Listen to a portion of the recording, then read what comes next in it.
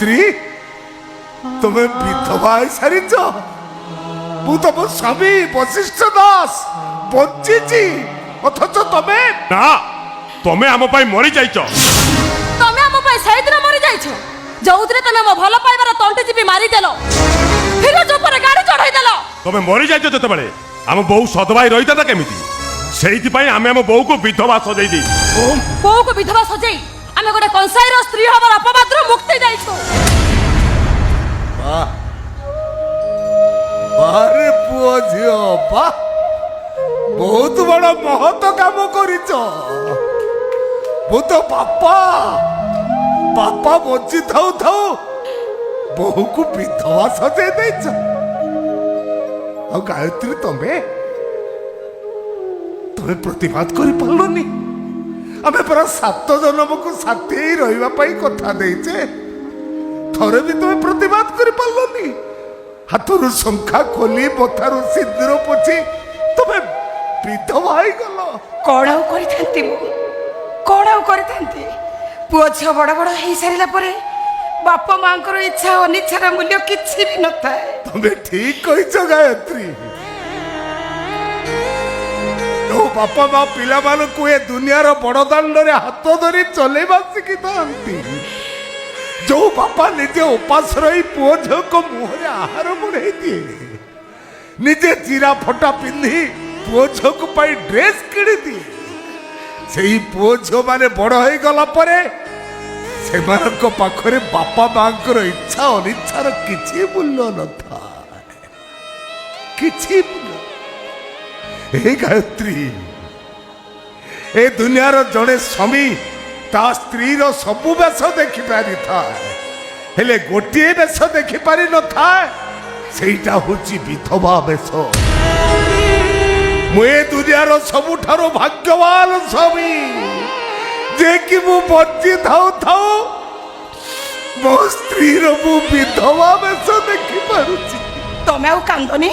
ତମେ ଖାଲି ଏଇଠି ଟିକେ ଅପେକ୍ଷା କର ମୁଁ ଏଇ ସାଙ୍ଗେ ସାଙ୍ଗେ ଯାଇ ଶଙ୍ଖା ସିନ୍ଦୁର ପିନ୍ଧି ଆସୁଛି ମୁଁ ନାଇଁ ବୋଉ ତୁ ଶଙ୍ଖା ସିନ୍ଦୁର ପିନ୍ଧି ପାରିବୁନି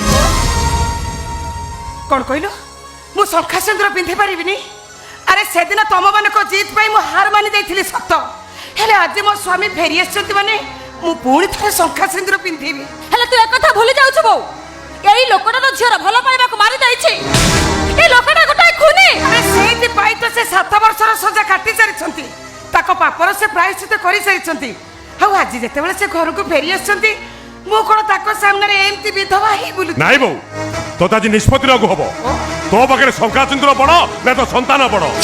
କହ ବୋଉ ତୋ ପାଖରେ କିଏ ବଡ଼ ସିନ୍ଦୁର ନା ସନ୍ତାନ କହ ବୋଉ କହ କହ ବୋଉ ତୋ ପାଖରେ କିଏ ବଡ଼ ସିନ୍ଦୁର ନା ସନ୍ତାନ କହ ବୋଉ କହ କହ ବୋଉ କହ ମୋ ପାଇଁ ମୋ ସିନ୍ଦୁର ବଡ଼ ନାରୀ ଜୀବନରେ ପ୍ରଥମେ ଆସେ ସିନ୍ଦୁର ତାପରେ ସନ୍ତାନ ସିନ୍ଦୁର ପାଇଁ ସନ୍ତାନ କିନ୍ତୁ ସନ୍ତାନ ପାଇଁ ସିନ୍ଦୁର ନୁହଁ ଠିକ ଅଛି ତୋ ଶଙ୍ଖା ସିନ୍ଦୁରକୁ ନେଇ ତୁ ଏ ଘରେ ରହ ମୁଁ ଏ ଘର ଛାଡ଼ି ଚାଲି ଯାଉଛି ମୋ ପୁଅ ତୁ ଏ ଘର ଛାଡ଼ିଯିବୁ ମୁଁ ସହିପାରିବି ନାହିଁ ବରଂ ତମେ ମାନେ ରୁହ ମୁଁ ଏ ଘର ଛାଡ଼ି ଚାଲି ନାଇଁ ନାଇଁ 7 ବର୍ଷ ପରେ ତମେ ଘରକୁ ଫେରିଛ ମୁଁ ତମକୁ ଏମିତି ଭାବରେ ଦୂରେଇ ଦେଇ ପାରିବିନି ଦୂରେଇ ଯାଉଛି କୋଉଠି ଗାୟତ୍ରୀ ଆମେ ପୁରା 7 ଜନ୍ମକୁ ସାଥୀ ହେଇ ରହିବା ପାଇଁ କଥା ଦେଇଛେ ଗୋଟେ ଜନ୍ମ ଚାଲିଗଲା ତ ଯାଉ ଆହୁରି ପୁରା 6 ଜନ୍ମ ଅଛି ତା ବୋଲି ବୁଢା କାଳେ ପୁଅ ଝିଅଙ୍କର ଜିଦି ପାଇଁ ତମେ ଘର ଛାଡି ଚାଲିଯିବ ମୁଁ ପୁରା ବାପ ପୁଅ ଝିଅଙ୍କ ମୁଣ୍ଡ ଉପରେ ଛାତଟିଏ ଖରା ବର୍ଷା ଝଡ଼ ତୋଫାନ ସବୁ ସହିବ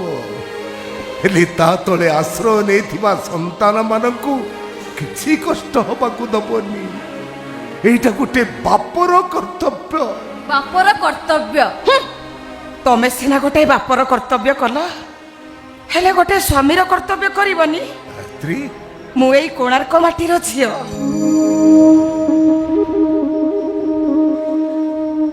ଦିନେ ତମକୁ ଭଲ ପାଇ କନ୍ୟା ସାଜି ତମ ହାତ ଧରି ମୁଁ ଏ ଘରକୁ ବୋହୂ ହେଇ ଆସିଥିଲି ହେଲେ ଆଜି ପୁଅ ଝିଅଙ୍କର ଜିଦି ପାଇଁ ତମେ ବଞ୍ଚି ଥାଉ ଥାଉ ମୁଁ ବିଧବା ହେଇଯାଇଛି ପ୍ରେମ ପାଇଁ ଅଭିଶପ୍ତ ଏ କୋଣାର୍କର ମାଟି, ଯୋଉଠି ସୂର୍ଯ୍ୟ ଦେବତା ଏକତରଫା ଭଲ ପାଉଥିଲେ ଋଷିକନ୍ୟା ଚନ୍ଦ୍ରଭାଗାକୁ। ଚନ୍ଦ୍ରଭାଗା ଆତ୍ମହତ୍ୟା କଲେ ସୂର୍ଯ୍ୟ ଦେବତାଙ୍କ କବଳରୁ ରକ୍ଷା ପାଇବା ପାଇଁ। ଏବେ ବି ଚନ୍ଦ୍ରଭାଗାର ଅତୃପ୍ତ ଆତ୍ମା ଗୁମୁରି ଗୁମୁରି କାନ୍ଦୁଛି କୋଣାର୍କର ସେଇ ଝାଉବଣରେ। କାହାରି ପ୍ରେମ କାହାଣୀ ସଫଳ ହେଇନି ଏ ମାଟିରେ।